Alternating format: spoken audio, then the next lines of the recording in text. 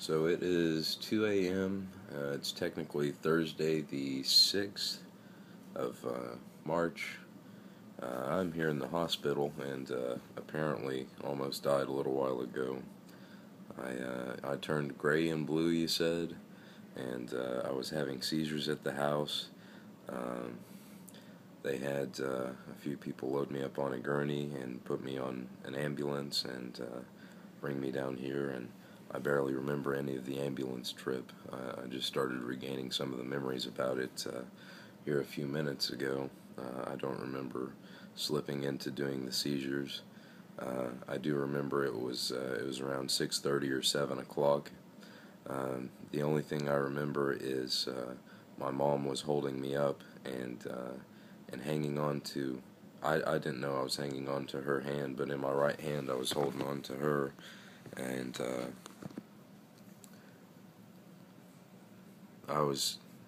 I thought I was just barely, I was doing like this, but apparently I was flailing all over the place, and I, I, I remember seeing a perspective of everything. Without seeing my nose, without seeing the rest of my face and all that stuff, I had a perspective that was outside of my body, but still in that same general area. And I'm not sure if the seizures were caused by an overwhelming load of information all coming into my brain at once, because all at once I understood how I thought. I understood um, how our memories are stored in our brains, at least how it's represented in my brain. I could see so much, and I understood everything.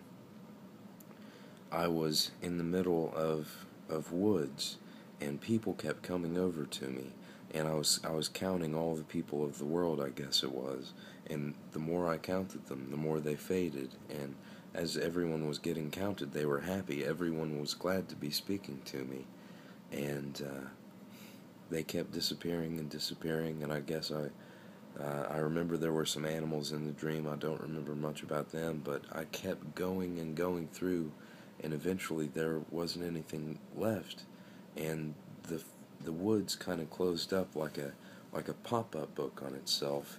And then when I was talking to these people, I remember seeing my physical body there, so I at least had still the conscious representation of myself going on. I still knew what I was supposed to look like. But when the book closed up, and it was just, I couldn't see my person, I couldn't see anything. It was an understanding of energies in the form of energy. And it was all happiness, it was all good. I wanted absolutely nothing in the world. I just wanted, I kind of counteract myself. I wanted everyone to be able to feel the happiness that I did, but I didn't have needs. I didn't want anything. It's beyond words how magnificent it was. And if it was not heaven, it had to have been what they call enlightenment, because it was perfection. And I really mean it when I say that it was magnificent. It was one of the first things that once I was able to speak in words again, after coming back, it was the first thing that I kept trying to force everyone to let me explain to them.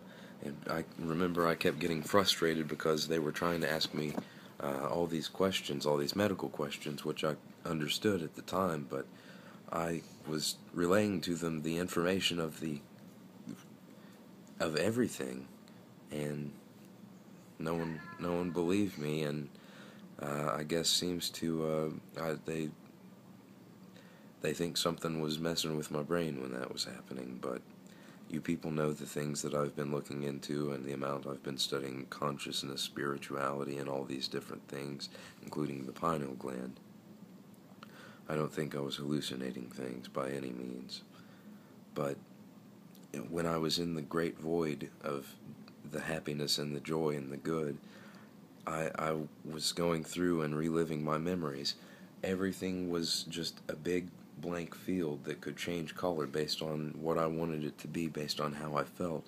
It was mostly a lot of lighter blues and some darker blues, kind of purple blue, blue purple, and more violet stuff. It was a lot of different purples, but I soon figured out that I could control what was appearing on the giant field, and it was as if seeing the world's biggest movie screen, but I felt like I was 50 feet up, and I was looking down, and I was seeing all these memories that I had, but I was going through and I was feeling them and experiencing them all at the same time. I went back and I got to spend time with my granny and papaw again, and they've been gone for a while now. I felt everything that I did when I originally had those experiences and those memories, and it it's just really put a lot of perspective on me with everything. And if I did almost die, it makes me realize the trivialities of so many things that we care about and get upset about. And if I'd gone, I would have been okay with it. I learned that I don't have any regrets anymore. I try to be a good person, and as often as I can, I act on that. I've got that kind of slogan I do: see the good, be the good, free the good. And